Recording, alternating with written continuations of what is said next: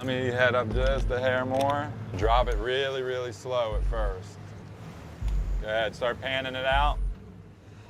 There's not a lot of current, so we gotta go slow. Swordfish, take 2. Okay, you can speed it up a little bit. So this is gonna be 1950. We brought it up 150, 1,800 feet of line out roughly when you're here. You go a couple hours without a bite, and that buildup kind of starts to drain. This is a grind for sure. Especially after watching this rod tip for hours on end. Sit around and wait. Then as long as you're down there and you're not tangled, you're fishing. You're fishing, yeah, you're in the game. Whoa. That looked like it got heavy, didn't it? Look at that thing load. You're either on the bottom or it's a fish. Not on the bottom. Feels like there's something heavy, but it's coming. That's pretty heavy right there. That's not the weight. You got a fish. You're loading up pretty good too. I don't know. Hasn't given me a single thump though. He's swimming up. You have that much tension even when he's swimming up? Usually around 400 or 500 feet, he'll stall it out. Oh! Look at that, that's definitely him. He's trying to stall the reel out. I've not seen one tail beat. He's on there, dude. Look at that. Oh no, I don't. I'm not down. Tell me when you're ready. You got a lot of line out there. You ready? Go ahead. You can start reeling. Thanks, Coach. I want to keep everything as tight as possible. That's what I was just gonna say. Do we even know what time we hooked up? Then what? 40 minutes maybe? Oh, there he goes. Oh, he's leaving town. Oh, damn you. He might jump. He's going up, not down. Holy crap. That's a big one. Oh, we're in for a long day, buddy. After 2.5 hours, you should be quite comfortable with it. Oh, I'm about to get very sweaty, like gallons. Still steady gain. Steady coming, 4 feet at a time. At this point of the fight, what, 3.5 hours into it? Do you really want to take that chance? Huh? I'm good. Couldn't take it any longer to get that clip off. Straight down, fast. So we're 4 hours, 15 minutes now, Rutch. Whoa. Oh, come on. I mean, I can't even start to slow him down. 5 hours, 10 minutes, and still taking line. Now he's going to China. Oh, he's not dead. Very much alive. But the one thing I have heard guys say when it goes this long is patience. This is a big fish, buddy.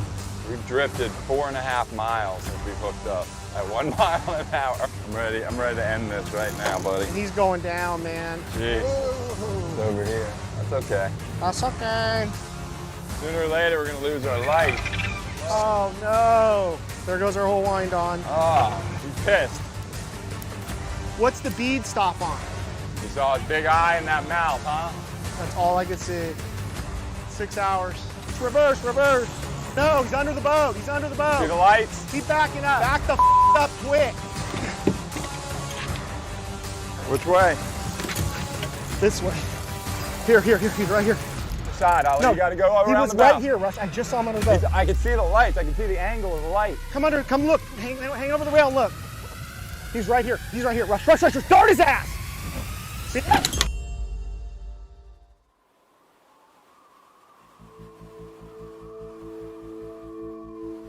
Yeah. I mean, And did he land it? Like he brought that fish in? I'm not sure if he killed it or not. All right. I don't know. I wonder what he caught that fish on last year. It's not an easy fishery. Getting that bait in front of that one trophy, that one fish you've been looking for your whole life. It's not one of those fish you just go out and catch big ones. You know, they're few and far between, especially here in the States. You just don't hear of that many fish over 500 pounds. Sword fishing's an intricate fishery. You're fishing 1,800 feet down with a lot of line, a lot of current, and a lot of things can go wrong. It's got nothing to it. What the f was that? As many times as I get knocked down, I'm gonna get right back up, get back on the horse. It's not one of those fisheries that it's really for everybody. You gotta really want it. You could literally sit there for 8 hours and watch that rod tip and have nothing happen. Sometimes you think you have a bite and you don't have a bite, and sometimes you have a bite and you don't even realize it. There's a lot of days you go out there with high expectations. Pretty as it gets for doing it. Today's the day, everything looks perfect to you, you know, a lot of birds on the water, it just feels right. And you go out there and don't even get a sniff.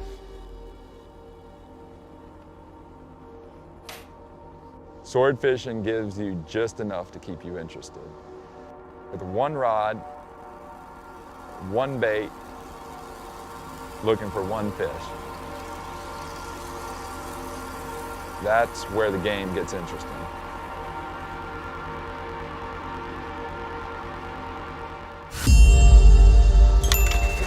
Hurry, please. See the dark spot? Oh, barely. I think I got him. I got him. Did you? Dark's in him. Don't ask me how. He's sounding. Back off the drag. Back off the drag. I'm off. Come forward. Come forward. He's hung up on the boat. Back off the drag. Back off the drag. I'm off. Oh, dude, you're all the way back here. He's right under the boat. You gotta come back. He's taking string, dude. Yeah, no, I got it in my hand. I can feel it. Okay. Whoop, around my foot. And when you say he's not that big, you find not that big because he feels heavy. You won't die! This fish is a fucking nightmare. With a bad attitude. Oh my God, dude, he's taking drag at sunset. Yeah, he's dragging the boat around. Where's Jesus when you need him? He's a good hand liner. Whoa. I've never had one fight on the dart like this. That's 6.5, sir. I think we're good. I think we just gotta play him out right here. You want me to drop this and trade it for a gaff? Oh. Is he fighting you or? Yeah, he's fighting me. Yeah, he's still fighting me. I just don't want him to peel all this line off. I don't want to get this buoy in the water. Oh, no. That's gonna be a shit show in itself. This fish has officially kicked my ass. I'm on the main line. It's coming right here, hold on. Stick your gaff in that f***er. I got his head, oh my God. Look out. Oh, I got him, but I don't know what I'm gonna do with him. Oh my God. Get a tail rope. A tail rope, I don't have it. The gladiator of the sea. It's a f***ing slug. Local knowledge, 2016. That's what we talked about, right? It's a f***ing giant. Hold on, we're not out of the woods yet. Watch the rope and watch that fiberglass gaff. Go to sleep, sweet girl. This happens all the time. The size of that f***ing thing. Watch that bill. The one I've been waiting for. Get a f***ing tail rope. You got both gaffs? I got it. Just a death rattle. That's exactly why sword fishing gives you just enough to keep you interested right there. And now we can quit for good. The monkey's off my back. Who's gonna climb up there and see how much it weighs? It's not a 70-pounder. No. 300 at least, maybe bigger. 400 plus. 490?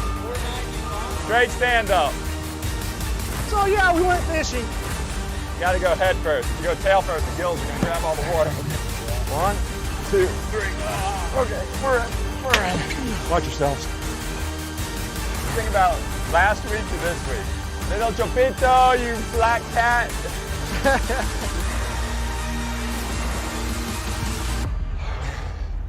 Go ahead, man. I got nothing left. Fat man down. Oh God. What the hell is that? That's a goddamn dinosaur is what that is. We're only, 7 hours since we hooked it?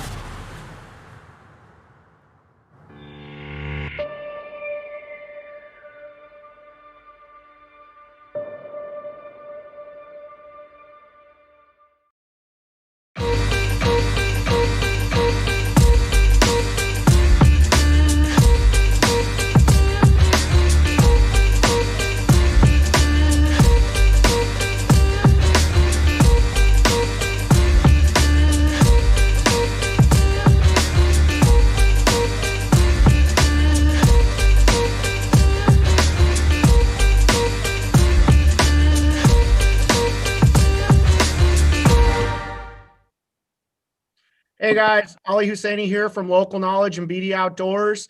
We're trying something new here today, and we're really stoked to bring this to you. Thanks to our friends at Costa, this is the first ever online webinar, if you want to call it that we put together. And Costa's made it possible for us to get a few heavy hitters in the swordfish game, some good friends of mine, Captain Dwayne Diego out of San Diego. What's up, Dwayne? Hi, guys. Thanks for having me. And Captain Rush Maltz, my boy down in the Florida Keys. How you guys doing? So the goal of this today is to kind of talk East Coast versus West Coast. We're just going to kind of freestyle it, guys. There's really no set agenda. We've got a bunch of topics here that we're going to talk about. You can comment and insert questions, and we'll do our best to answer, a few of the select ones. Obviously, we don't have time for everything. Again, Costa is the one who's responsible for putting this together. We all are Costa pros. We love our Costa glasses, and man, we're really stoked to be able to do this. Also, for the guys that registered and are watching this, we're going to give away a couple of pairs of Costas at the end of the presentation. So hang out for a minute. I think we'll do this for about an hour, give or take. And then as soon as we wrap up, we'll go ahead and pull a couple of winners for you guys. So, Dwayne, why don't you give a little bit of background on, who you are and where you fish, maybe for some of the East Coast guys? How's it going, man? I'm Dwayne Diego Malor. I have a 4-pack charter operation out of San Diego called Pinnacle Sport Fishing. We do basically anything that swims or occupies our local waters, from tuna, yellowtail, rock cod, all the way up to now swordfish. Swordfish is something that we're all pretty new to out here on the West Coast. We're just kind of adapting techniques and styles that we've learned from commercial guys and actually you guys as well on the East Coast, and kind of now putting the pieces together. We've been really stoked to have some pretty good success and pretty consistent success when we're fishing. And we're just pretty stoked to be able to kind of share what we've learned and what we've observed, and keep it going and keep learning from here. I think it's a pretty ceilingless fishery as far as knowledge goes right now for us. So there's a lot to learn, and I think there's a lot of fish here for us all to catch. So I think that's a pretty accurate representation. I know, you and I are always shooting notes by text messages back and forth. And I think the one thing that everybody who's been doing a good bit of it on our coast who really knows what they're doing will tell you is we don't know what we're doing. We're still trying to figure this out.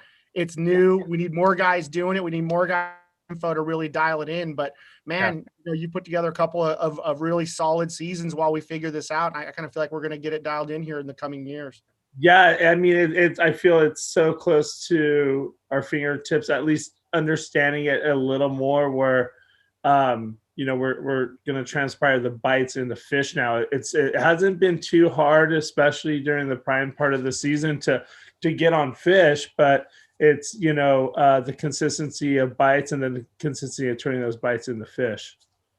Yeah, I agree with you, man. It's just more dialing in. I think a lot of right now, you and I talked about this. We're doing a lot of drifting and praying. We're either on a productive piece of water, we feel, or we're in a productive structure spot. But I'm really looking forward myself to getting a new CV and having a 3 kW big transducer. Man, I want to find those fish. I want to drop baits on their head, a lot like the booby trap guys do on the other coast, and I think we'll get there. Yeah, no, absolutely. Little by little, piece by piece, as long as we're all, fishing hard and paying attention, that's what, it's how it all comes about. So. For sure. Okay, Rutchie, man, I've learned a lot from you over the years, for sure. Even before we started fishing here. I mean, I think when you and I are having beers after a long day, we're either talking about tuna or swordfish or grouper. And I know you were as fired up as I was to do that first Pilikia trip where, we didn't get to stick any, but man, I think we learned a lot from those buoy guys. And that was really, that was 6 years ago now. We were on the front end of that stuff in terms of knowledge, and I feel like we learned from those buoy guys, and you and I went to that same zone the next day and had a couple 3 bites, just didn't get a hook in one. Tell us a little bit about what you do and how long you've been doing it. And I know you've been at this a hell of a lot longer than any of us have and caught a lot more. Hey guys, I'm Rush Maltz. I'm a local guide out of Key West, Florida. I'm also the co-host with Ali of Local Knowledge. And yeah, we've been fishing. Our sword fishery started, the daytime sword fishery started about 2004, 2005-ish. for us. There's a couple guys, the Stanzics were doing it kind of under the radar there for a little while. You know, they were really the pioneers of it down here in the Keys. You know, you got to give your credit where credit's due. But I actually caught my first daytime swordfish in 2006. And just like you guys are doing out there, man, it was so much trial and error. I mean, I got stories after stories of failures, of just all kinds of stuff before, you know, we slowly started getting a grasp on it. I mean, it was a different time. For one, you really didn't have all that info you have on the internet, or, you know, it was pretty much trial and error. And word of mouth. Going out there and doing it is the best way to learn, you know, actual being hands-on, seeing what's working, seeing what's not working. You know, and from that, we actually refined the way we were catching them and the way we were fishing for them. And that's what got us to where we are today. Yeah, and I think you guys, you know, South Florida especially have kind of, I don't even know, that you guys have sort of defined the fishery and the techniques, you know, and I think early on, I was trying to catch one here 12 years ago, and I was mimicking what I learned fishing with Nick, you know, before you and I had even hooked up. And we got a few bites, but now knowing what we know, we were fishing too deep. We were focusing on hitting the bottom and coming up 100 feet. And, you know, as it turns out, that's not the best way to get a bite here because our fisheries are different. We both have a lot of swordfish. I think we have fewer fish. You've got more. Ours are bigger. Yours are a little smaller. But, you know, the techniques are definitely the same. It's just with some, now that we've at least got, you know, headed in the right direction, I feel like there's a lot of tweaking that needs to be done on our end still, where you guys have really, I mean, you know how to get bites. When the weather lets you get out, you know, you're getting 2, 3, 4 bites a day. That's pretty awesome. Yeah, it's a great fishery too. I think, like I told you, my last 12, 13 trips, I've caught fish on 12 of them out of 13. You know, sometimes we've caught 3 fish in a day. Not all giants, you know. I mean, I've caught 3 fish in a day that not one of them broke 100 pounds. And then other days, you know, you go out and you catch your big ones. It's just putting your time in. It's just getting out there and doing it. And, you know, day by day, slowly and slowly, you get more bites. You know the area you get the bites. You work off of that. And it's just putting your time in, man. It really is. And taking notes, seeing what works, and just talking to some of the guys and absorbing that information, just like we did with the Pelakia guys, you know, going out there, talking to them, seeing the guys catch the fish. I mean, that immediately gives you confidence. You know you're in the right area. You know the fish are there. Yeah, totally. And I think, you know, there's other emerging fisheries that were a little bit ahead of us in Southern California. Those guys in the Northeast, dude, they stumbled through it for a few years and every fish was a big deal. And they kind of turned those knobs. You know, you and I always talk about just tweak this a little, tweak that. Maybe it's depth, maybe it's the rig, whatever. But those boys are smashing them very consistently over there. So I don't think we're too far away, you know, on our coast. And I think guys like Dwayne and his partner Cam and some of these other guys that are out there really doing it, I think we're all going to kind of figure out the path here and just refine it. I'm excited to see what sword fishing on the West Coast is going to be like in 10 years, Dwayne.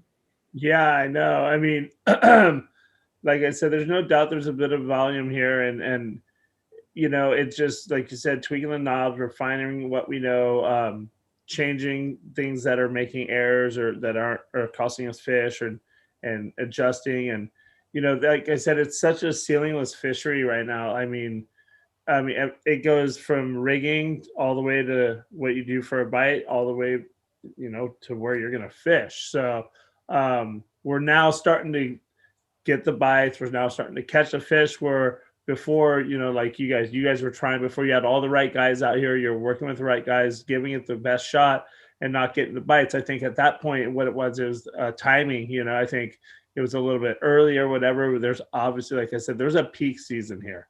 No and it's really, really relevant. We tried a few times early season this year. It didn't work out for us. We started trying again during, you know, what we witnessed last year and what I know in the past few years with the buoy set gear guys, the peak season, and the bites started happening right away. So that was one little fine tune right there.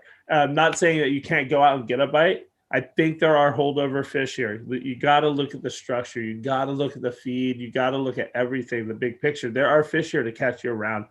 but there's also a time where it's hot, I agree. Okay, so let's talk about that a little bit. What would you call the sword season here with, a couple seasons under your belt? What do you think? I'm looking at, really, really fall into a September, late September into December thing. I really am. Last year, September was really, really good for some of the buoy guys. Middle, late September. And then October, it was red hot, Yep. It got going, and it got going quick for all the guys that were given a good, honest, hard to go. And it carried all the way into December. I think we had our last fish like a week before Christmas, and it was a knocker. And I think this year it started a little bit later. Maybe it'll run a little later. I mean, dude, we've got 2 years worth of data basically, when we were really started getting them. But I think, this year the hot month would have been, what would you say, like mid-November, something like that, where last year it was late September, early October. Yeah, exactly. I think like a week before Thanksgiving or 10 days before Thanksgiving. On that mood.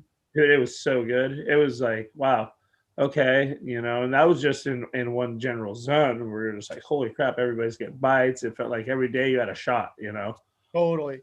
I mean, it shows you how important the timing is in our fishery, because you can go out and do the exact same thing in August and maybe not get a bite in 5 trips. September, you might get a couple. October, you're going to get a bite a trip, if not more, Yeah. Like I said, you go out having confidence that like you have a shot. Yep. Like, oh shit, okay, we're going to give sword fishing a try. Let's do a big long drift. Or, you're like, dude, there's signal, there's fish here, there's action to be had, and a lot of it played into roles with what we've observed over time, or not time, the last 2 seasons with this whole thing. So, yeah. Rutchy, what's your season like? Well, as you well know, weather plays a big part in our ability to get out there. I feel confident that any month of the year, if you get a weather window, you can go out there and catch a swordfish. You put your time in, you can go out there and catch one. I used to always think, same as you guys, that the fall was really good. And it is. It seems like there is a lot of fish in that fall season. But any month of the year, if you can get out there, you get the weather window and you can get out there and fish to the grounds, you got a chance at catching a fish for sure. I wouldn't narrow it down to any one, season. I wouldn't call it a season by any means. Yeah. Okay. Yeah. And I think that's where you're different. I mean, I'm with Dwayne. I think you could catch a fish all year round. I went out this year and I think it was June, and I had some buddies that just wanted to learn it. And, they brought the beer and I brought the gear, and we just went out to kind of work the kinks out way ahead of the season. And guess what happened? We got piled on. Probably the most monster bite I've ever had. Unfortunately, we pulled the hook, but I mean, it was a mega bite. So I think here we got a 12-month fishery, but really, I don't know that I could justify burning the fuel, from, I don't know, January until August or something like that. Now, do you guys notice that? I mean, since you guys aren't fishing on the bottom really, and you got a lot less current, you're more straight up and down, will your fish pile on the bait, or is it more of that subtle bite like we're seeing too? Dwayne, you've seen more bites than me. What do you say? I'm going to tell you, I've had 2 fish absolutely pile on it where there was, I can see that the way you guys are fishing. Yeah, we had to catch up with them. You know what I mean? They hit them with a flyer, and those things were in their bellies. Like, okay, where's the hook? Like, put your foot on their head and like rip out their belly with the hook. 2, I'd say we put the hook and pulled on probably 30 plus. 2, oh, really? 2 did that. So. Okay. Wow. So you've had quite a bit of success out there. We've had a lot of bites. We put the hook in and pulled on quite a bit of fish. It's now become more of an issue for us, putting those hooks that we put in fish and fish on the boat.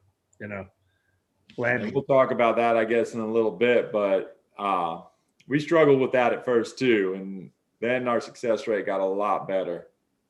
Yeah. Well, I got some bullet points here, guys. Let's work down them because we're going to cover all of this and we'll do it a little bit more organized. But the first thing that we want to talk about is baits. And I know what baits both of you guys like, and I think I know why.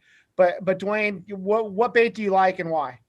I really like to use the Elix squids, big squids that we find here at our local foreign markets, also through wholesale seafood distributors. There we go. There's one of them right there. I like them because they're big. I like them because I see them in our deck lights all the time at our local banks and areas where we see our swordfish and fish our swordfish. And I like it because they're tough and because the first two I ever put out got bit. So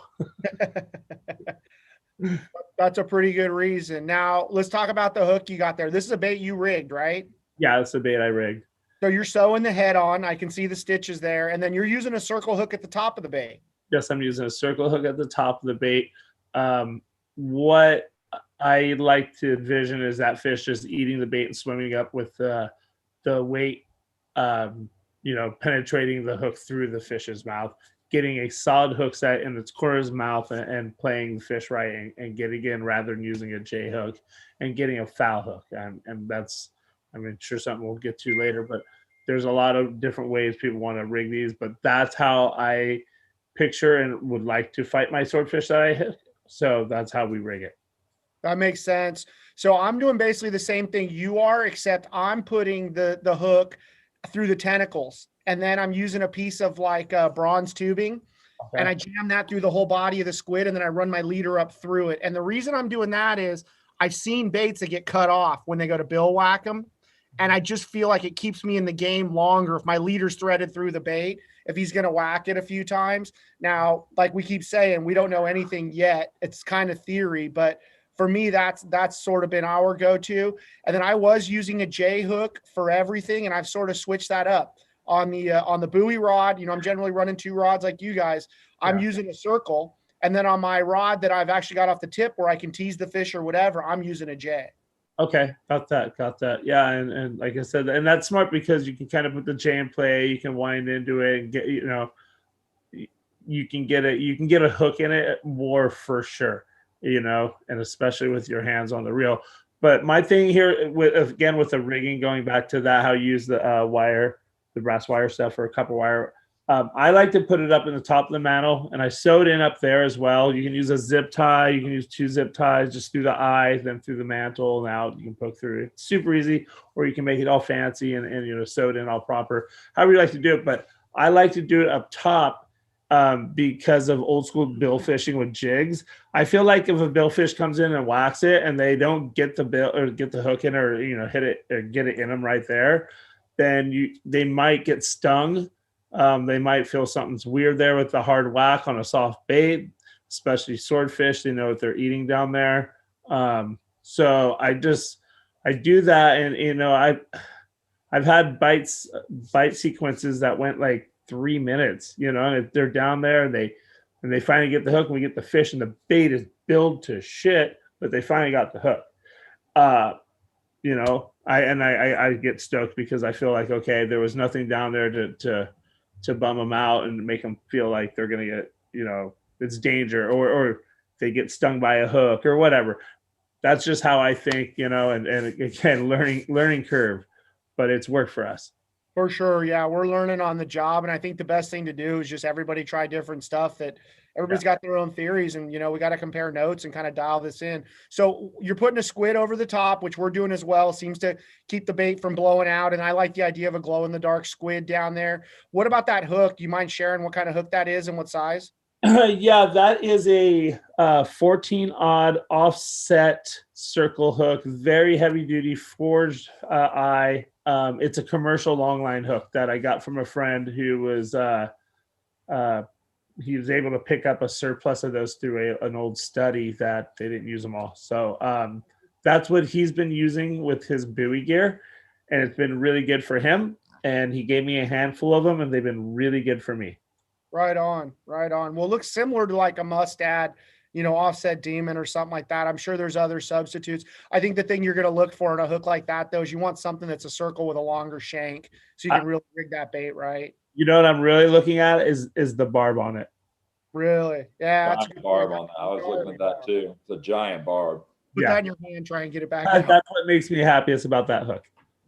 That's a really solid point, especially with all the goofy stuff those fish like to do. Yep. I'll take any extra bit of purchase that I could get. That is a good idea.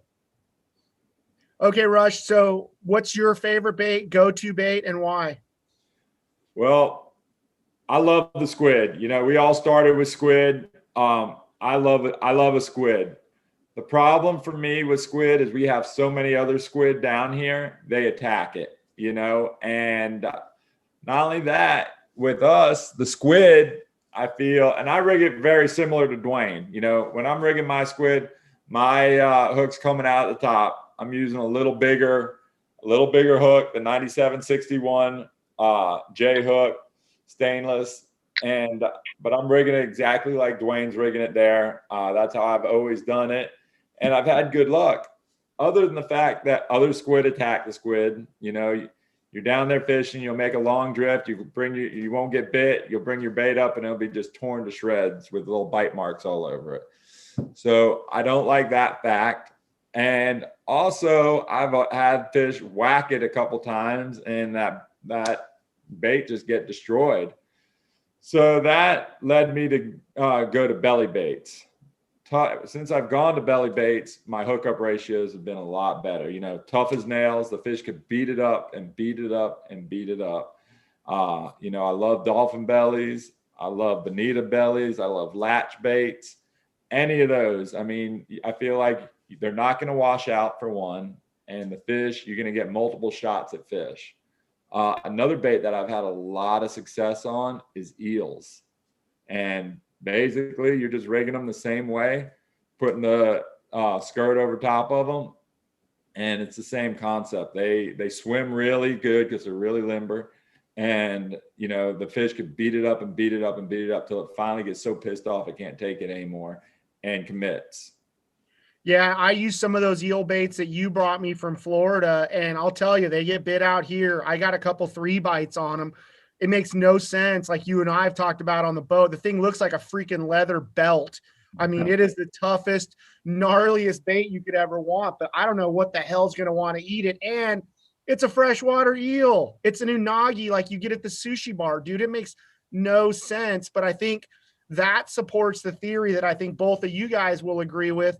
I think the closest fish in a fishery, when you talk about these fish, they're catfish, man. We call them long-nosed purple catfish. They're very clumsy eaters. They're not super selective in what they eat. As long as it's there and it's got some wiggle to it, it seems like they'll eat just about anything you put down there. Yeah, man. And they really are like catfish. And like I was saying about the eel, they're so tough. I caught three fish last time I was out on one bait, one eel. That's sick. And I probably could have dropped it a 4th time, but I just felt guilty about it. Have you tried any of that other stuff, Dwayne, like the strip baits or the eels or anything? We tried big mackerel one time, and they just swam our leader and knot.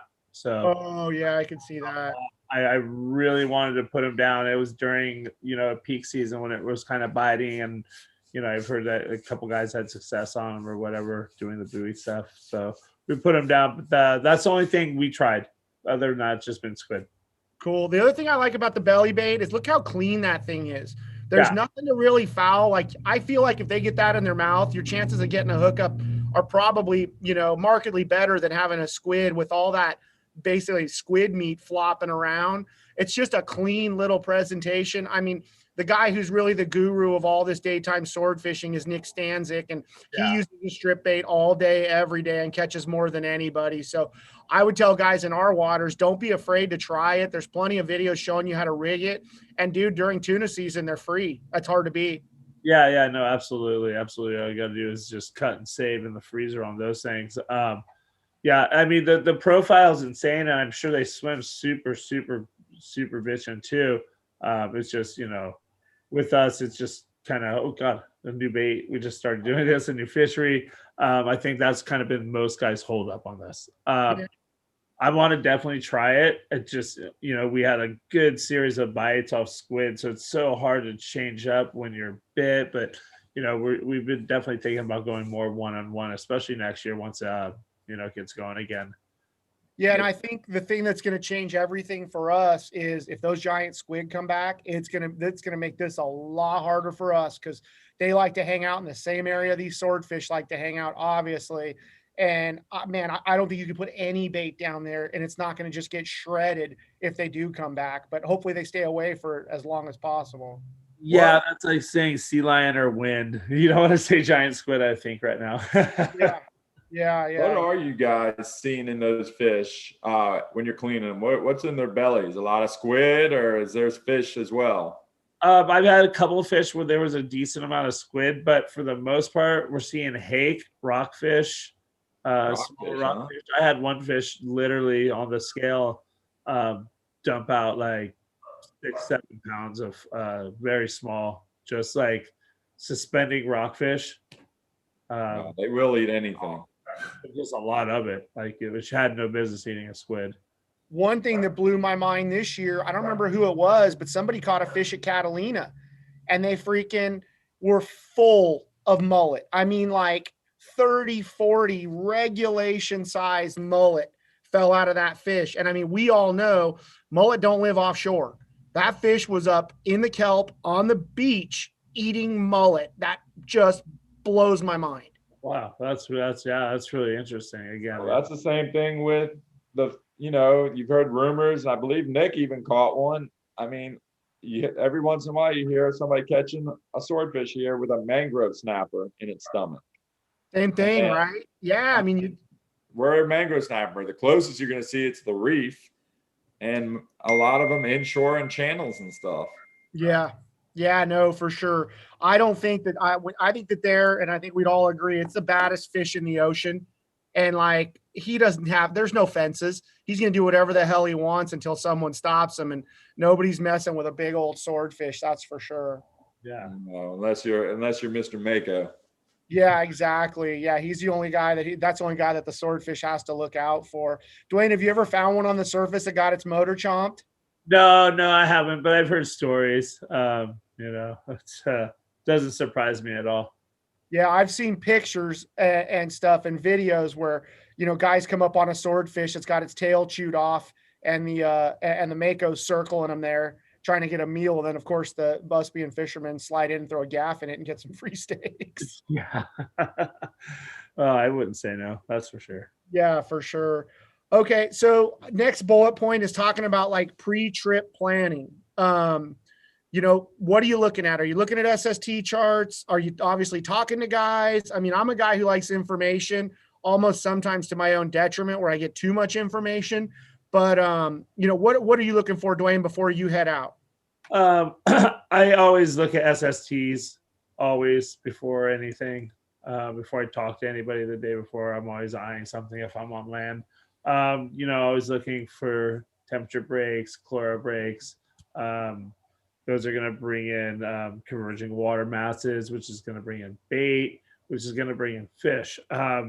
Then, obviously compare notes with anybody who's fished the day before, whether it's recreational, commercial, however you get your info, and kind of put it together.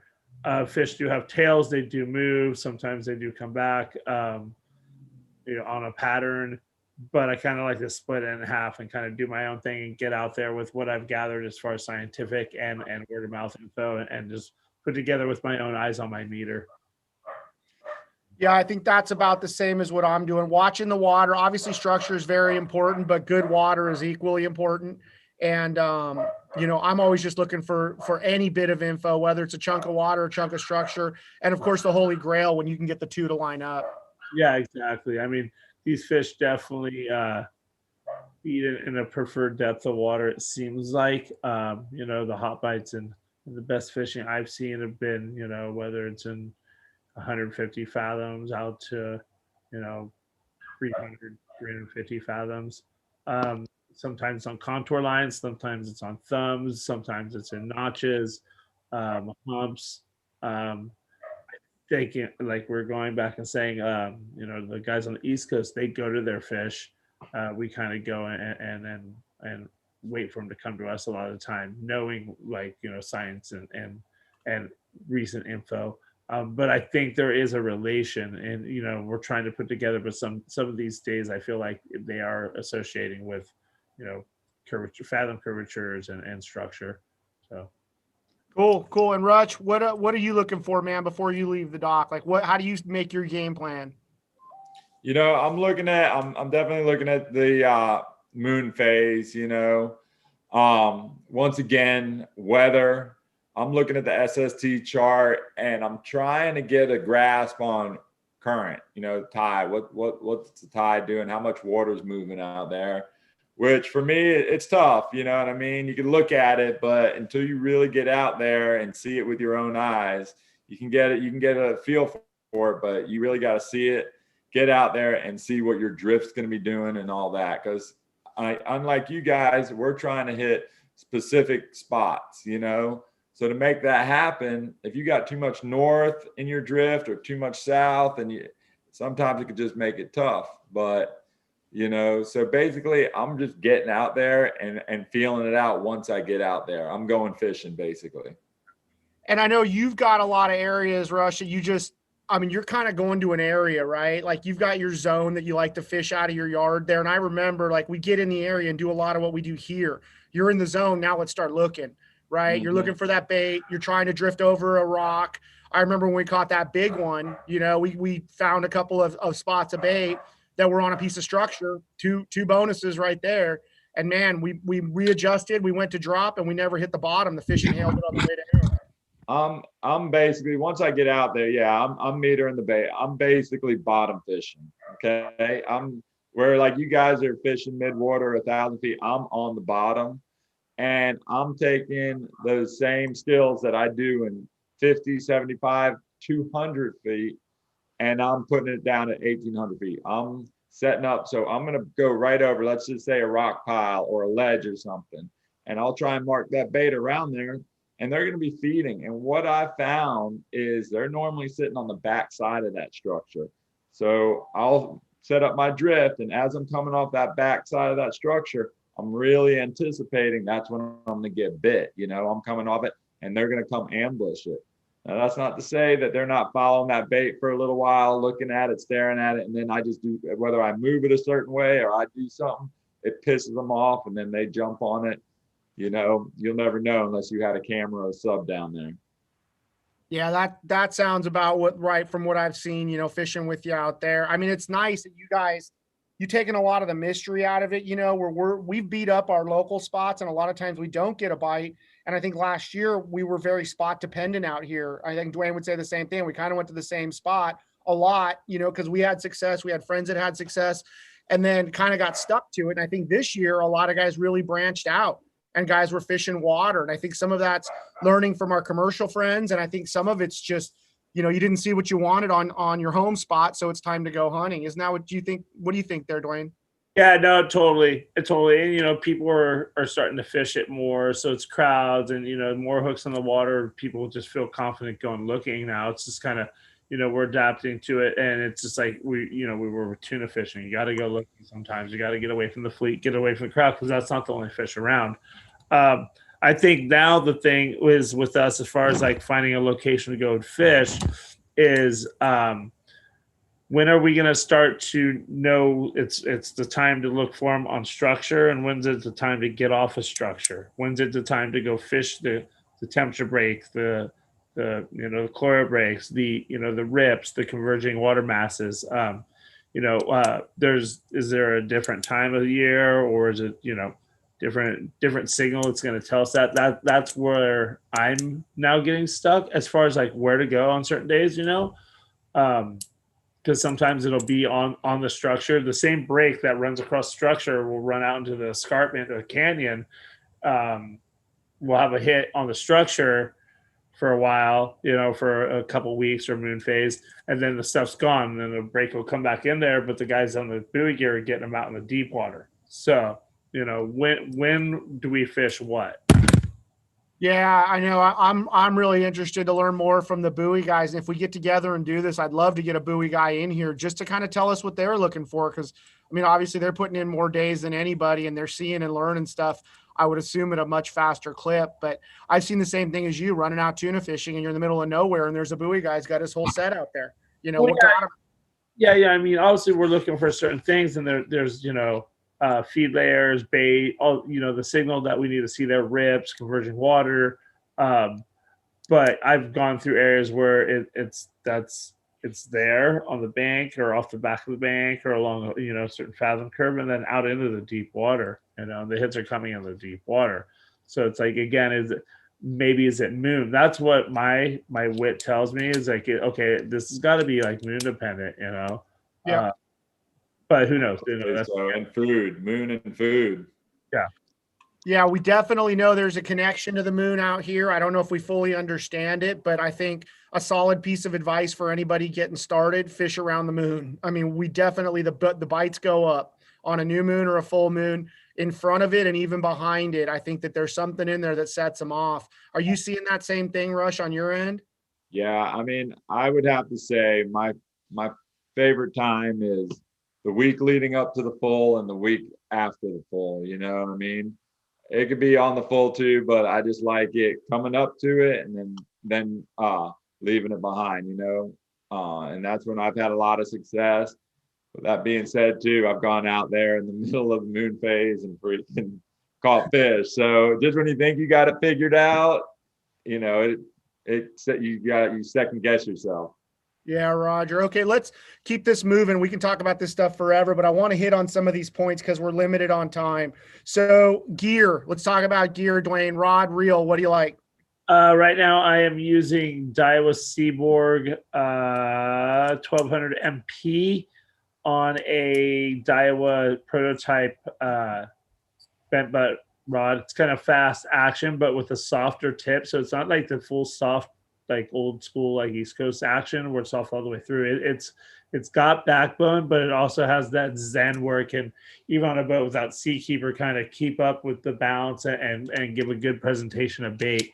Also using a Rain Shadow 70 XXH that I think we cut, what was it, 4.5 off the butt of it, and then threw a Winthrop on it. We use that on our buoy setup, and again, it's a great rod. It's got a bit of tip, but it's got plenty of backbone to kind of stop them when you need to, with the minimal drag you're allowed to put to them. Yeah, that's about it for us. We're using 80-pound braid.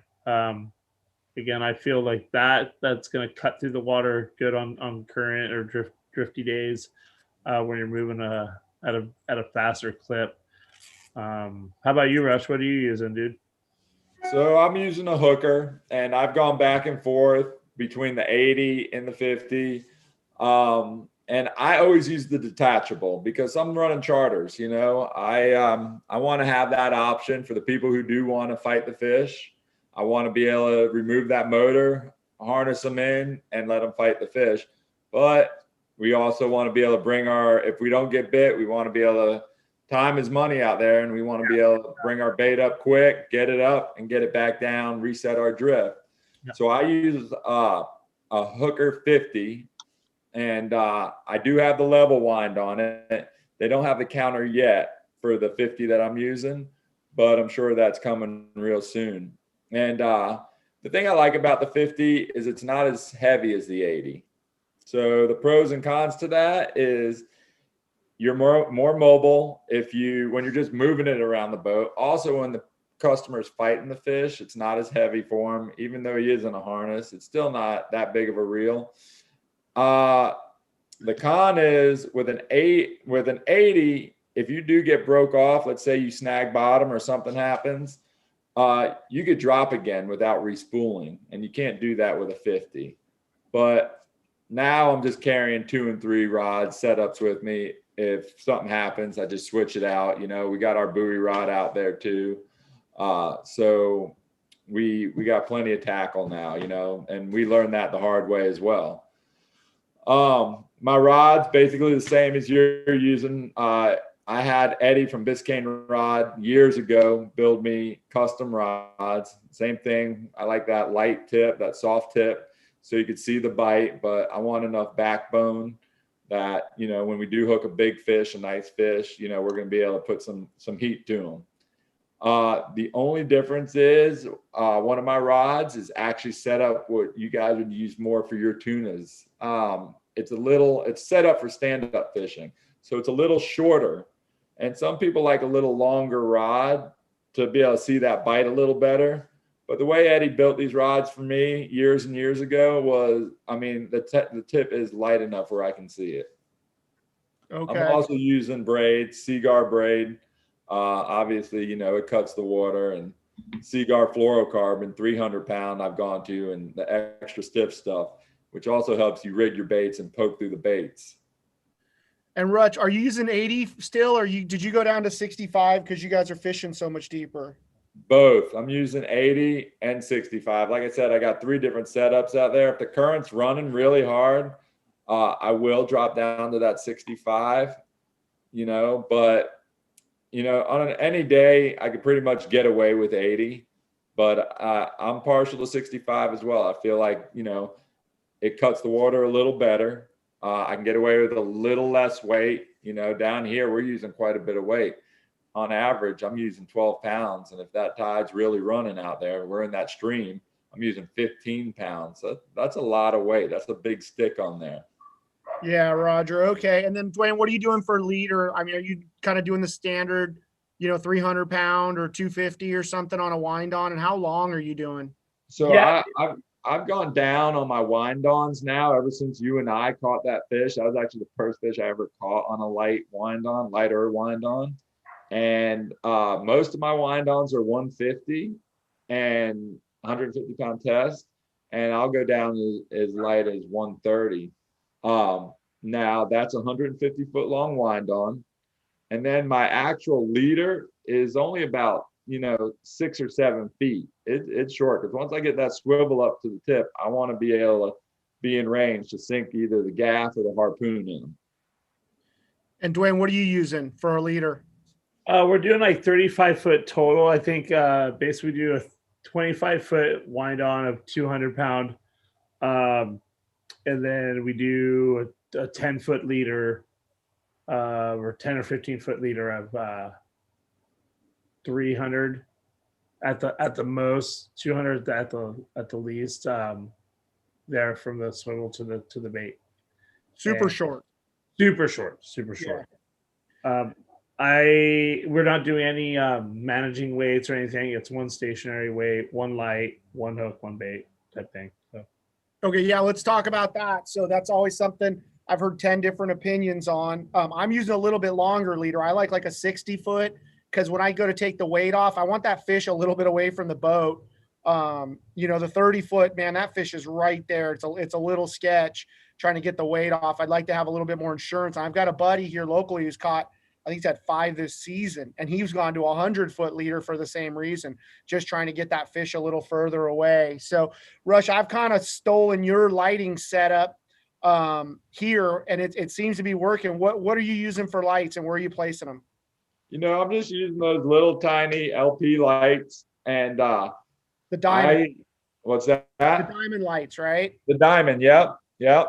And you know, you see how we put them on with the little rubber bands, little rigging rubber bands, you know, right above your swivel. I'll pretty much start my first one on my wind on about 6 feet from my swivel.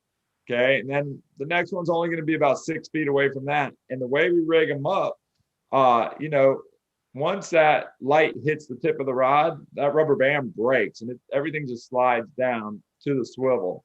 So it's real streamlined. You know, we used to use the bigger ones, but once again, you're an 1,800 foot. You're trying to streamline everything as best you can so your bait doesn't get twisted up. So things are just laying straight down there, and your bait's swimming as good as it can swim. Yeah. So the more streamlined you can get things for us, the better. And we're fishing so much shallower here. I mean, our baits are at basically 800 to 1,100 feet, sometimes even shallower if we're seeing the scattering layer. Dwayne, what are you using for lights, and how are you placing them? I'm using the bigger lights, the LPs, and the there's another overseas one that's really good. Varying color. I like to use green. I like to use blue. But I also like to use white. I like to use white early on and later in the day. So if I'm going to do a reset later in the day, it's like, you know, I got an hour light left. I'll throw on the white, and it's worked really good for us. And I'll typically fish those things, you know, like I said, about 10 feet, 15 feet from the bait. Just a single bigger LP clip-on light with a long line clip or something? Exactly. Yeah, and I just clipped that onto a whip that we put on the line, and it's kind of you got to be quick to get it off, and I kind of train the guys to do it. I can get it off really really quick. It's not as streamlined as rushes, obviously, but it's worked for us again, and I think the brighter the better for us. Just competing with the crowd that we have in SoCal so far. That's come to fish this fish. So. Dwayne, a good trick for that. We used to do something like that when we were nighttime fishing, and the same thing. We used those bigger lights, and we wanted to get them off as quick as possible. We started putting wax loops on the leader, and we would take those little heavier duty hair rubber bands. Yeah. We'd stick it through there, and once that light came up, you were able to literally grab the light instead of trying to unclip it and fight with the clip. Grab the light and take your scissors, cut the rubber band, and you were free. Oh, easy. Okay, cool. That's a great idea. Thank you for that suggestion, because that's always kind of like a needle and pin situation when you get to that light. Yeah, between that and the weight, trying to unclip it, that's that moment where you just feel like that fish could do anything and go in one direction or the other. And you're trying to keep the boat in gear to keep everything as tight as possible, but still, shit happens. Yeah, exactly. So. And often. Okay, so another question that I got for you guys is like, we're fishing very different depths. Rush's baits, he's fishing at 1,800 feet. We're fishing at, call it 1,000 on average, 900 or something like that. How much weight are you using, Dwayne? It all depends on the weather and all depends on like the current. I think over on their side of the coast there, they fish in a little more current, and I think that's better condition for them. Here it seems to be that we're fishing more fair weather for these things. Anything over 15 knots, guys aren't really wanting to fish. You're moving really fast. With that said, when I do fish, I'll just kind of match it up to our drift. The least I'll fish is like 7. The most I'll fish, I think I have a 10.5 pound one. And then after that, if there's scope, then I have like a trigonometry formula on the isosceles triangle that kind of we multiply real depth by a certain number, and it tells us where it is by degree of the line. So, wow. Rush isn't quite that sophisticated over there. No, it's kind of. We let it rip. It's Pythagorean's theory, and it'll tell you if you measure the angle of your line going out, you can easily calculate exactly how far that is. It's how how you figure out the length of the missing side of the triangle. I don't have it with me right in front of me, but it's basically the two together divided, I think, by 2 and then times pi, or I don't know, whatever. Very difficult, but yeah, I know what you're talking about. What about on your side, Rush? So you're fishing Gulf Stream primarily, right? Or on the edge of it. So you're hauling ass. You're doing what, 2.5, 3 knots? Yeah, there's days where we're smoking. Everybody thinks we got the boat in gear. Everybody thinks we're heading west, but we're actually going backwards. And I'm using anywhere on my tip rod. I'm using anywhere from, on a light current day, 10 pounds. On a heavy current day, 15 pounds. Damn. Now, obviously, on the buoy rod, it's sinking down a lot slower. I want that to drip back behind everything. So that's somewhere between 6 and 8 pounds. That's some serious lead. Serious lead. Serious lead. You don't want to drop it on your toe when you take it off. So I know where you're at, Rush. You're looking for flat, calm days just because your wind can be so nasty, and you combine that wind with the drift, you're not going to even get a bait down, right? You can. No, you can. And I've refined it a lot more now where I've been out there enough days, but it doesn't make it easy, especially fighting the fish and all that stuff, that rocking back and forth, trying to watch the tip. It's just, not comfortable. You and I, Dwayne, we could go out there, but with customers, for me, we want to pick a little nicer day. They don't want to be out there getting killed and then trying to fight that big fish as well. So when it comes to the sword fishing trips, I try and pick nicer weather days. And what about you, Dwayne? You were saying earlier, anything over 15 knots, you're not going. I'm kind of the same thinking. I actually bought a drift sock this year to try and slow me down a little bit and fish some of those rough weather days. But to be honest, I just haven't put it out yet. I've been just choosing my spots and trying to pick a nice weather day. Yeah, if we have like our traditional just straight northwest wind, then I like 10 to 12, 13 to be the max for us. And that'll just you'll see the bank there where we usually fish, whether it's the ridge or the 9 or the 178 or the 302 or wherever have you, or even the 43. You kind of have just a down and in drift preferred along the contour edges that these fish dwell at and feed at. So you can fish up until I say like I said 11, 13 knots with 10 pounds of weight, and then you're going to be having a bit of scope. And, and if you have current with it, anywhere from a 1 to 2.5 knot drift. So I seem to find when I'm drifting that fast, I'm not getting the presentation I like.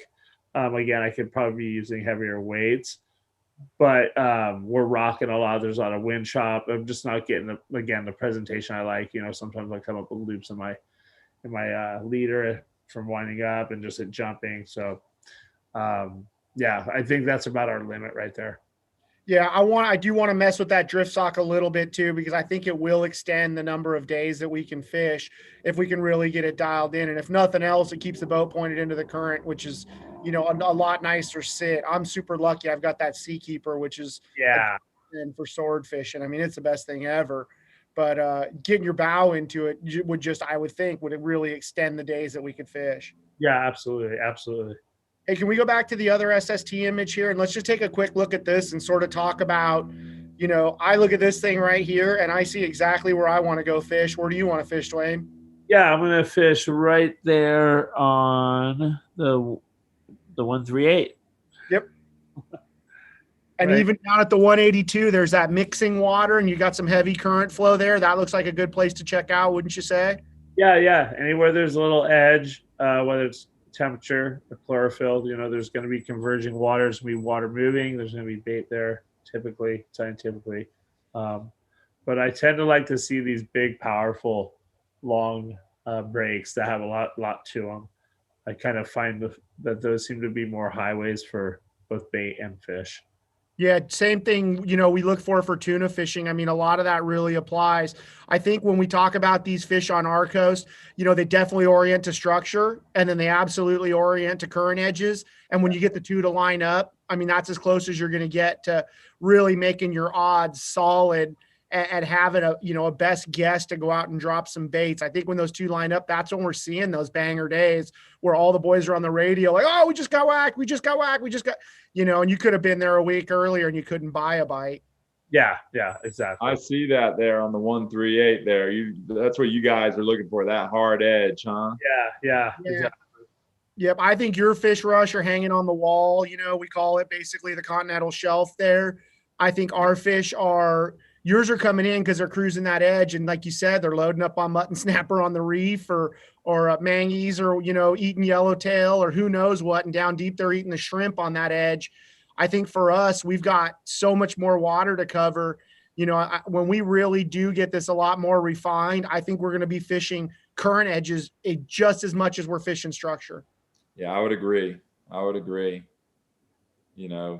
gonna go where the food is, and whether that water moves in over the structure or it's outside of it, that's where they're gonna be.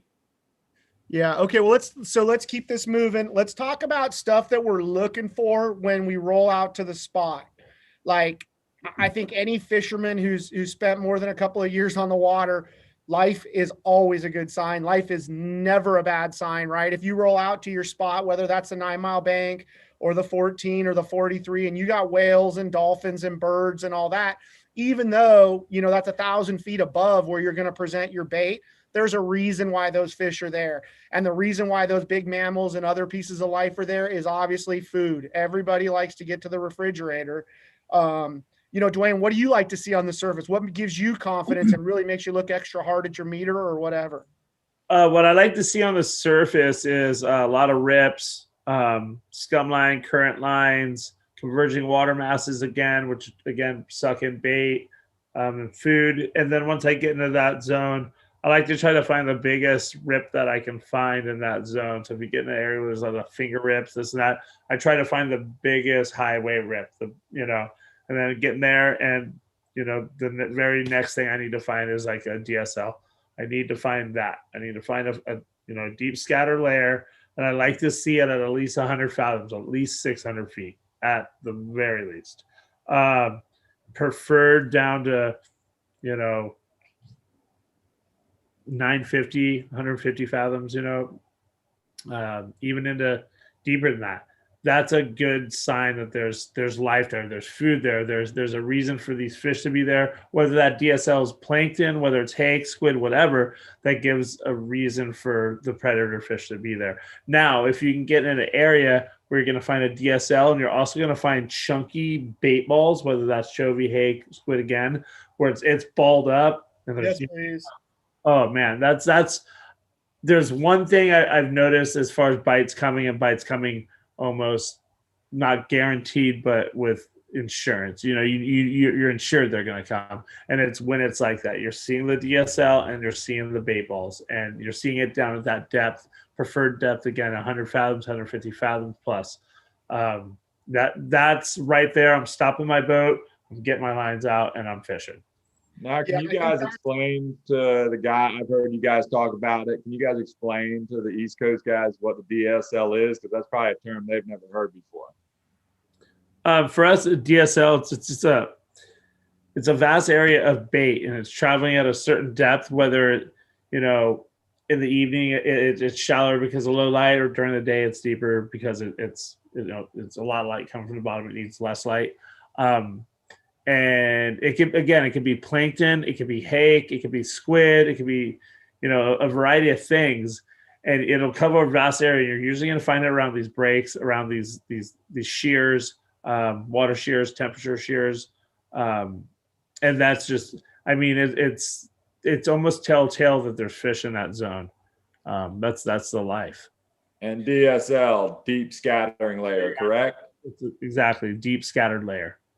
Yeah, so the largest migration of animal life on Earth is not the wildebeest crossing the Sahara or any of that stuff. It happens every single night in our ocean, and that's where the deep scattering layer comes into play. The deep scattering layer is basically a band of life that can be 50 feet thick, and it can be as much as 300, 400 feet thick, and that stuff rises up at night to feed when the light goes away, and that's why we catch swordfish at night shallow.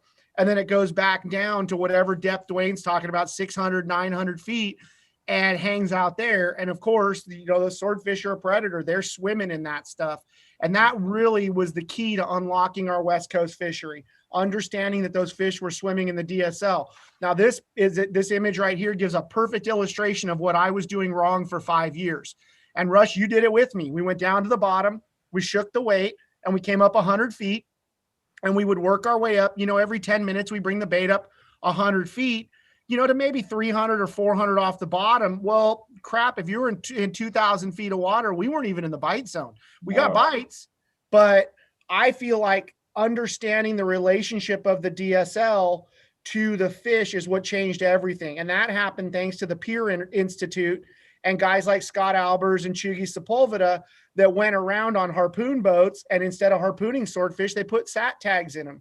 And those sat tags told us where those fish were hanging out during the day. And I feel like that's what opened Pandora's box for us. Yeah. The deep set guys proved it was true. And then all of us, weekend warriors or charter guys or whatever, kind of followed that up with success. And we've really, that was the big leap in my mind. No, I see that there. And let me ask you guys, so that's in about 600, 625. Are you guys fishing right in the deep scattering layer? Are the DSL, are you fishing above it? Are you fishing below it? Where would you put your baits? I'm having my luck right there. I'm having my luck within it and down 100, 150, 200 feet. Sometimes even 250. But if I'm seeing that DSL, right there in that picture at, say 600 feet and my bait's down at 900, I'm going to bring my bait up into that DSL if I don't get a bite pretty quick. then I'm just going to kind of work it back and forth, down and up, give it time to settle, swim it back up, time to settle again. Get that bait around. We've had success doing that. I've wound right into them doing it actually. So it does play a huge role. Makes sense. Totally makes sense. Yeah, I think that's our key, and that's what you need to be looking for. Now, one thing I have noticed is the DSL looks very, very different depending on your configuration of your transducer, whether or not you're running an external sounder module, and how much power you're pushing. So like Dwayne, this is a shot on your boat. That DSL is really focused and really painting. What's your configuration right there? Like, what are you using for a transducer, and what are you using to push the transducer? That's a Fruno Airmar collaboration transducer. I believe it's the D26 HID, and it's actually only a 1K transducer, but I have my TVG knocked up to about, I want to say like 55 or 57% right there. So it's really pinging off anything that it can bounce off of. So it's giving me a good clear picture on the the DSL layer and any bait I may come across. And so TVG is time variable gain. And what that means is it's how much does the sounder actually take into consideration how far down the mark is. So typically you're going to want to set your TVG somewhere in the middle range. Like on a Simrad, it goes 1 to 3. I have the best results at 2. I paint it much better at a 2. And then also I will back off on the ping speed. At most of the units will ping at maximum speed. I find if I ping a little bit slower, like I think on my Simrad it goes 0 to 20. I like to put it like a 15.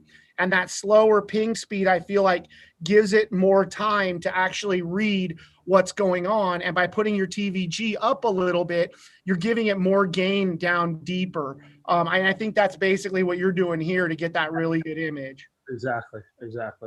What about you, Rutchie? What are you looking for? Are you messing with the electronics a lot? Or are you more spot focused and just looking for bait? I am more spot focused. I don't see much in the way of what you guys call the DSL. We will see a little bit of thermocline. But my main thing is if I'm seeing bait, I'm seeing that squid, I feel very confident that there's going to be fish around it. Those fish are feeding. They're a big animal. They have to feed, and they rummage in the bottom. I mean, for us, we get those fish, their bills are all broke up, beat up. They root around in that mud and in those rocks and beat everything up down there. And so if I could find the food, I'm pretty confident the fish are going to be around it. Same thing here, man. We find those rockfish in them, and rockfish only live in one place within 50 feet of the bottom or 100 feet. We know they're down there rooting around. And yeah, I mean, I remember the big one that you and I got. Remember how hammered that bill was on that old girl and sawed off sideways? And I mean, that thing had definitely spent some time digging around in the rocks. Yeah, they make their living down there, So. For sure. Okay, one more thing to touch on here is deploying the baits. I got a little bit different way of doing it, especially for my buoy rod. I kind of figure out where I want to drop, and then I'll circle back around a quarter mile, and I'll start letting my buoy rod go while I'm trolling up on the spot. I'll actually deploy the leader, put the weight on, and then I let it go with the weight clicker on, and I dump it. And as long as I'm moving forward, I've yet to have a tangle.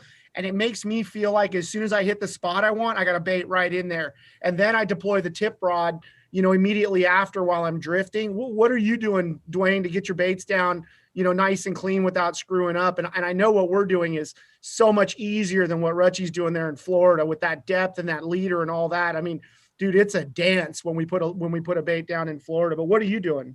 I'm finding the drift I want to do along with the fathom line I want to drift along and the bait I want to fish through.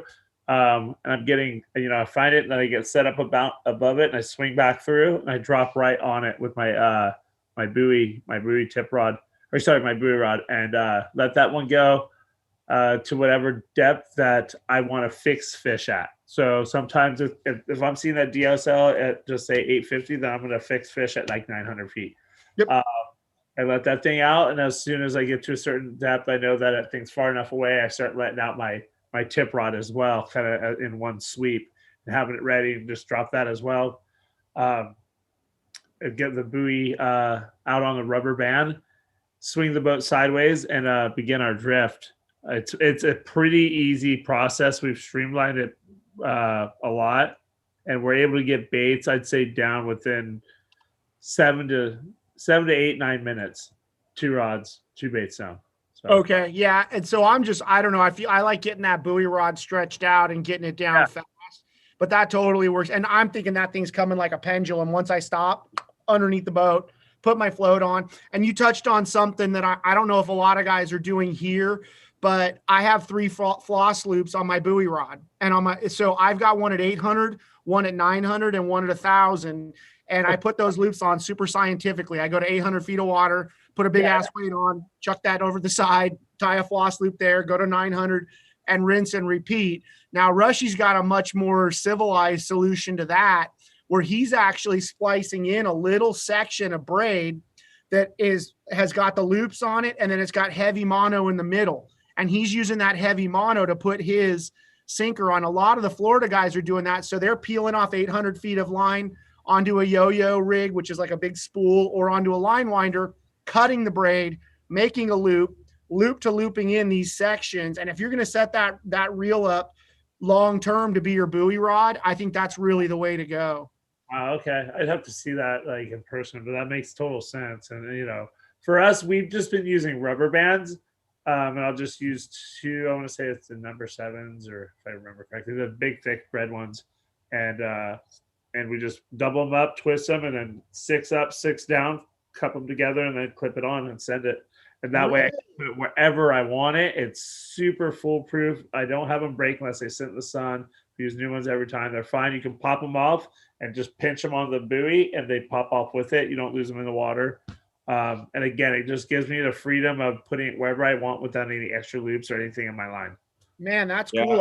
I didn't think that would support it. Now, are you using your reel counter to establish how deep you are? Yeah, absolutely. I'm using the reel counter, so it just tells me where I'm at, where I want to be. Then, like I said, just stop it for 1 second. I can have that thing spun up and on and out in like 30 seconds less. That's cool. That's cool. That makes sense for you guys, where you're fishing in different depths with your buoy rods and your rods all the time.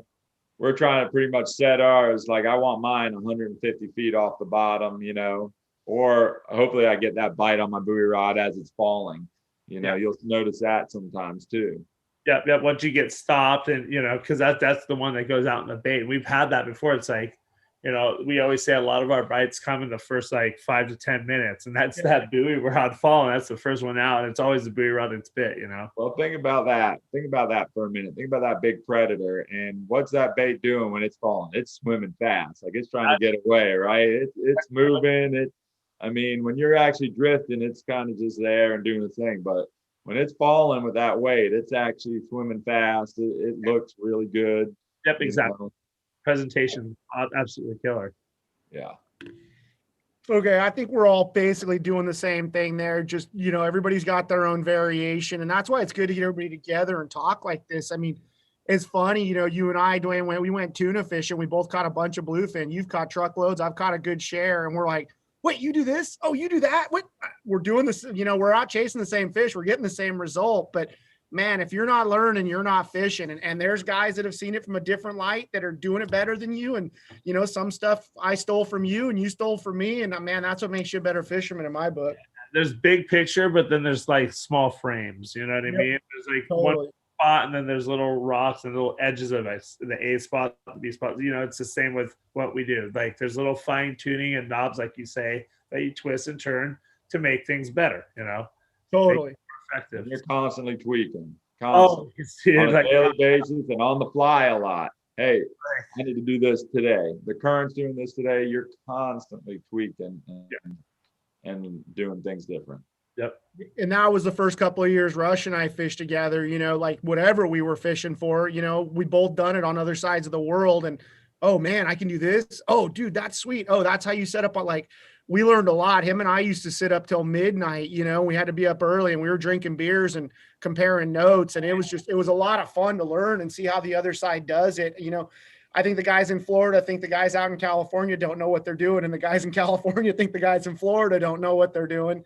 But when you get some guys that are actually open to it and you can sit down and crack a cold one, I mean, there's a lot to be learned from both coasts. A lot of good fishermen on both coasts for sure. Oh man, there's a lot. I mean, when I come over there, I'm mind blown by, just how passionate everybody is about the fisheries over there and how much they love it. It's really cool to see. Yeah. It's cool to see how different the notions, what you thought before you saw it firsthand versus what you saw. I thought I was going to go to Florida and get laughed off the water for being a California kook. And, more so the guys were asking me about, our fishery and how we do this and how we do that. And it's the same for me, man. I mean, Rush has cut the learning curve for me down in Florida to nothing. I'm lucky to fish with a guy like him where we can roll out and, be in a good spot and learning every day for sure. Yeah, we're both sides of our coast. We're all blessed with very, very special, unique fisheries, and like you're saying, we have a lot we can learn and pick up from each other, and the differences and nuances to these fisheries that we have that are so special. So it's really cool. Yeah, for sure. Okay, let's talk about once you get bit, and we have a little video of a reel just getting decimated here. The bites that you want. Dwayne, once you see a whack, what are you doing or anything?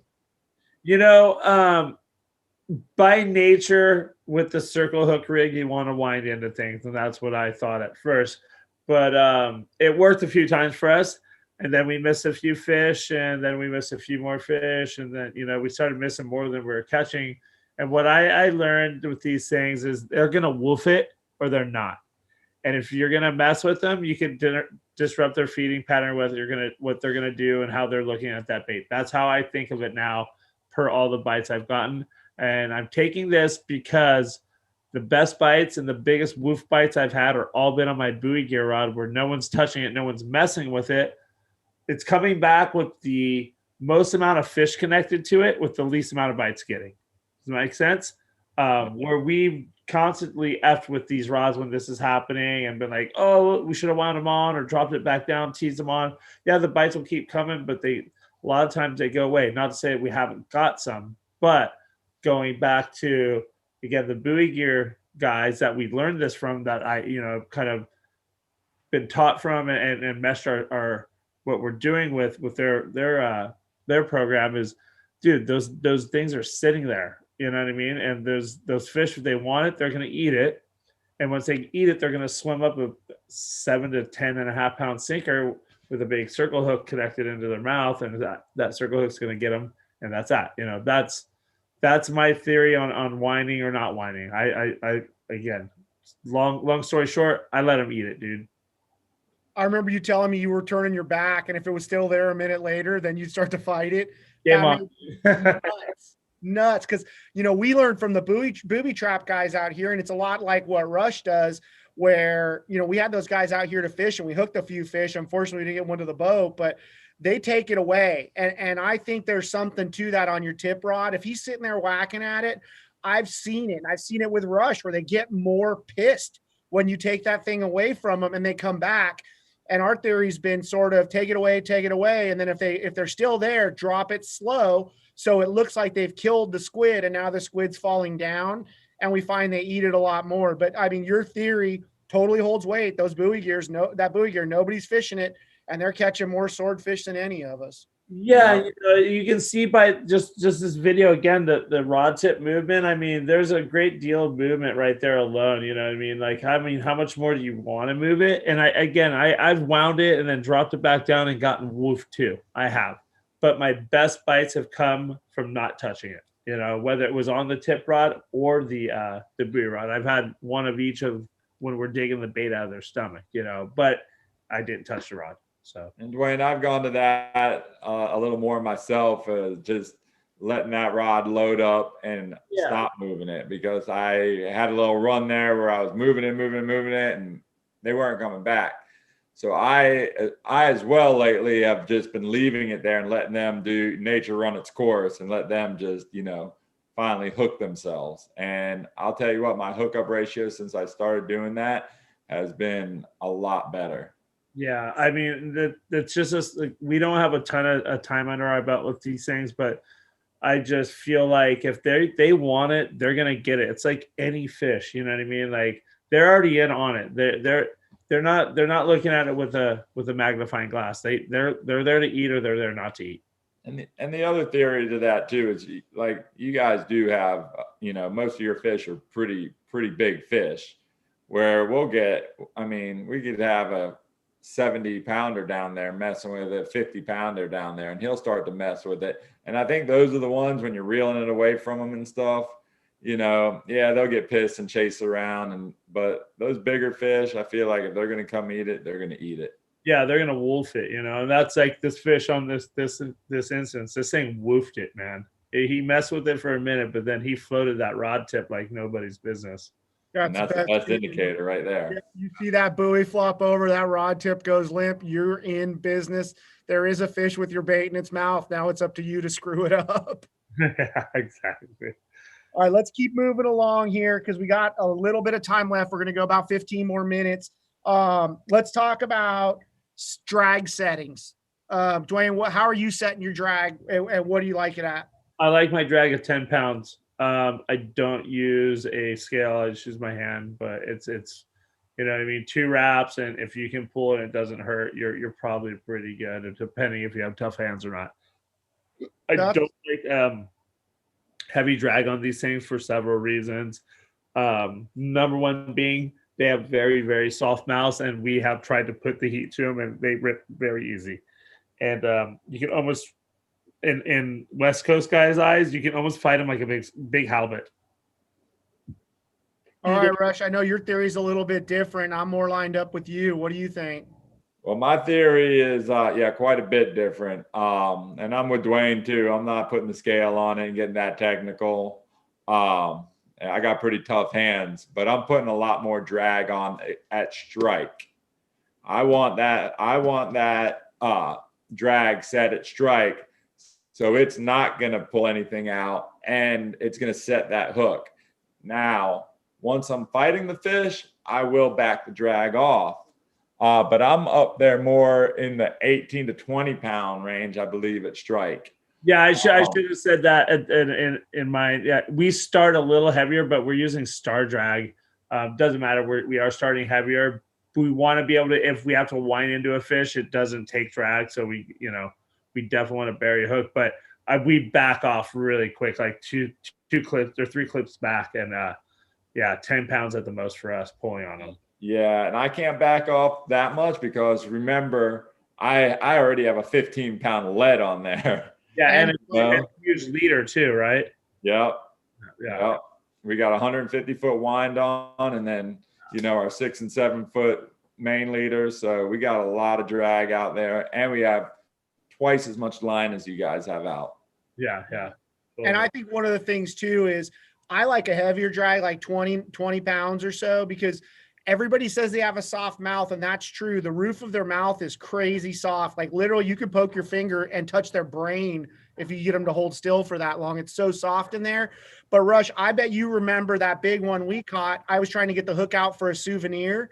You get that thing in the corner of the mouth, like with a circle hook, dude, you might as well hook a leather Home Depot glove because that hook is not coming out. So I feel like if you're fishing circles primarily, and I think a lot of us are moving more and more to that, I think you can put the heat to them.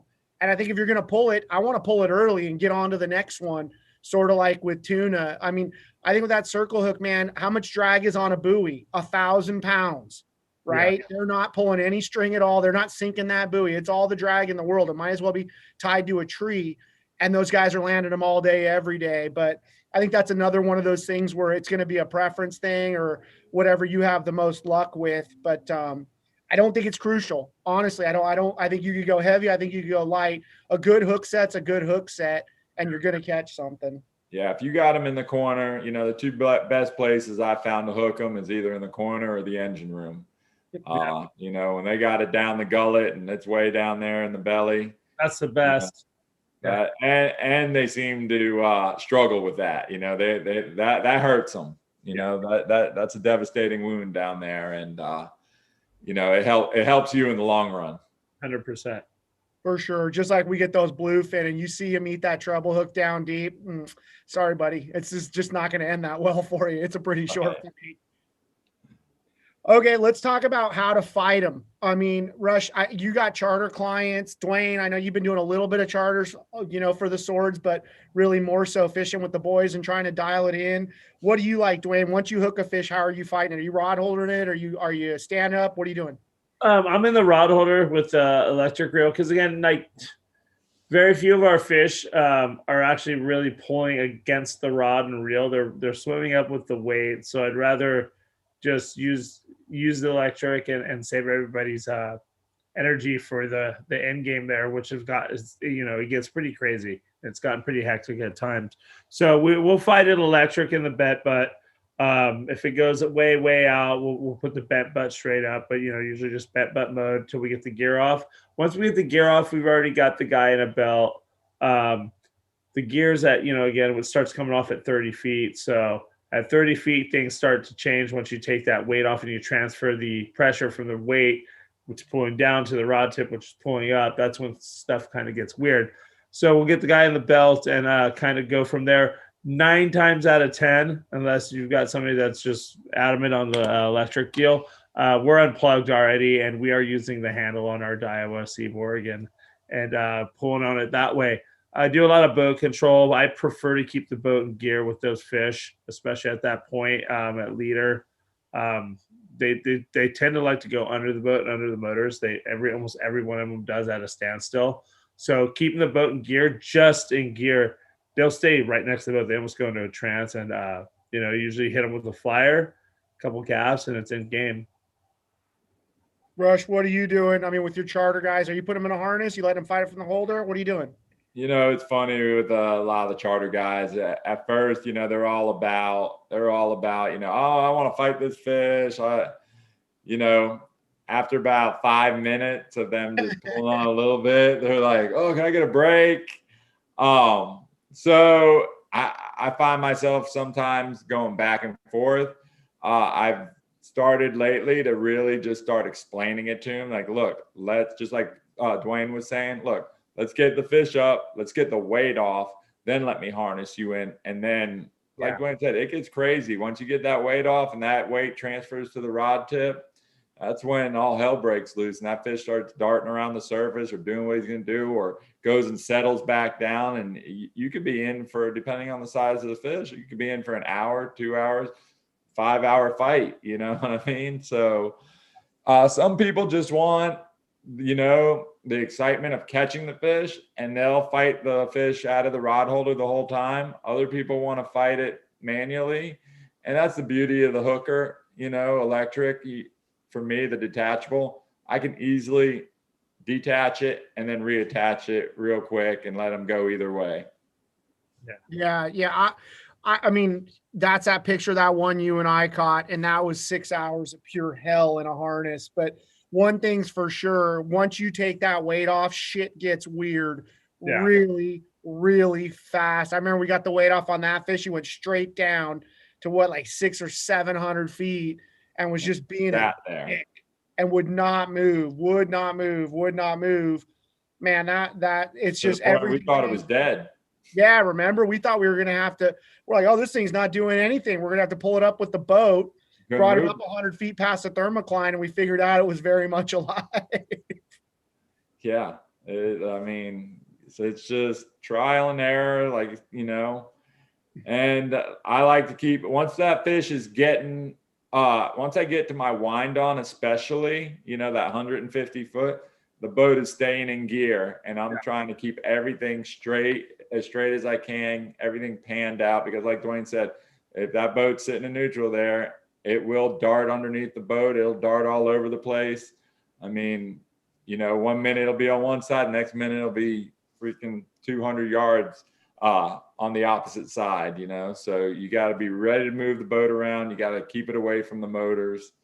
A lot of maneuvering going on. For us to have landed that fish as you and I on the boat's a pretty epic feat. That was a Christmas miracle, and it wasn't Christmas. That was just unbelievable. So I think the takeaway there is, once you get the weight off, get the boat in gear like you would a big marlin or a big tuna, and keep leading that fish with the boat, or keep them broadside. And I think, like Dwayne said, something about them moving again and getting that water over their gills chills them out. They aren't fighting you and getting weird and dodgy and trying to break you off on the bottom of the boat and all that stuff. Yeah, keep them on a leash. Keep them on a leash. Yeah, totally. Okay, we're running short on time here, guys. The last thing I want to touch on is let's talk for a minute about end game. You got that fish up to the boat, and I think we all know they'll come to the boat sometimes in the first 10 minutes of the fight just to check you out and try to kill you instead of you killing them, which it's a pissed off animal, man. But once you got that fish, he's kind of tired and he's starting to cooperate a little bit. You get him close to the boat. Let's say that last 20 or 30 feet. What are you doing, Dwayne? Boats and gear, right? What else? Yeah, we got a leader, man, and we're doing non-wrap, just by finger, pull leader, not to pull the hook on a soft mouth, and then hitting him with a flyer, hitting him really good. And you want to hit him right in his gill plate, preferably under his vertebra and back through. It's a pretty easy spot to hit with these things. It's pretty big, and hold on, let him do his thing on the flyer, and then hit him with a couple gaffs and tail rope, and that's it. It's pretty easy. We can't do the dart here. I know, Rush, that's what you guys are doing, right? Oh yeah, that's my favorite part. So yeah. No, that dart, man, is deadly. And if you watch that video we played before the session here, I don't know how the hell Rush got a dart in that thing 20 feet down. That might have been the single luckiest moment of all the days we fished together. But, dude, you I don't know how I did it either. And I'll tell you a million times, I'd rather be lucky than good any day, especially when it came to that one. Heck of but like for us, we're just trying to, now I'm, when I'm doing swordfish trips, a lot of times I'll take a mate. I used to do it all by myself, and it just gets too crazy. And somebody's driving the boat, and you say you're leader in the fish. We started off years and years ago. We were leader in the fish up as well, but we just came up with, that short shot of leader, 6 foot. You reel that swivel right to the tip as close as you can. Yeah. And when he's in range, take your shot and don't hit the line. Yeah, that makes sense. We're going to definitely be shortening up our leaders and then making an adjustment there. Yeah, that we used to use 20-foot leaders. You want to talk about some leadering going on? It was wild on 3-way swivels. Yeah, we're 15, now we're 10, and we're able to hit them at 10, but I think we're going to shorten it to 7. Yeah, I don't think it matters. We're like 6-7 feet when we rigged the bait. Even if I bought a couple of those pre-rigged bait masters the other day, they had like a 30-foot leader. I don't want that, man. Just like those tunas, we want to wind them to the tip and then stick them right next to the boat as much as possible. Yeah, that's too much to go wrong out there. Yep. We're learning that. Okay, guys, I think we've kind of covered everything. I think we touched on all the topics. I mean, I'm super stoked. This was fun. We definitely need to do it again. We got a couple of winners here to announce. Tim Pebbles or Peebles, you're about to get some free Costas. And Chad Beaudry, you're going to get some free Costas as well. I'd like to thank Costa again for making this all possible. I think you're going to see more of these in the future if you guys like it. Let us know in the comments. Talk to us on social media. Talk to us on the forums on BD, but let us know what you guys thought of this. We're always open for improvements, what we could do better, what you'd like to see, what we didn't touch on. And I'd like to make this a more regular thing. And, let's wheel in some guys that are out there doing it and trying to share some of this info, especially on our coast when we talk about swords. I mean, dude, we got to work together to figure this thing out because we're just in the infancy. This is brand new. Yeah. This is like Rush back in 2000 trying to figure out how to catch one at night. I mean, there's just so much to be learned. And I want to thank Dwayne. I know you're a busy dude. Thanks so much, man, for making the time. It's awesome. Of course. Thank you for having me. Rutch, boy, I'm going to see you here in a couple of days. We're going to go do a little California fishing. Thank you for your time. I can't wait. Man, good stuff. Good stuff. Thank you, boys, so much. And thank you guys all for tuning in. We look forward to hearing from you. And, man, I hope we made it a little easier for you to catch your first swordfish.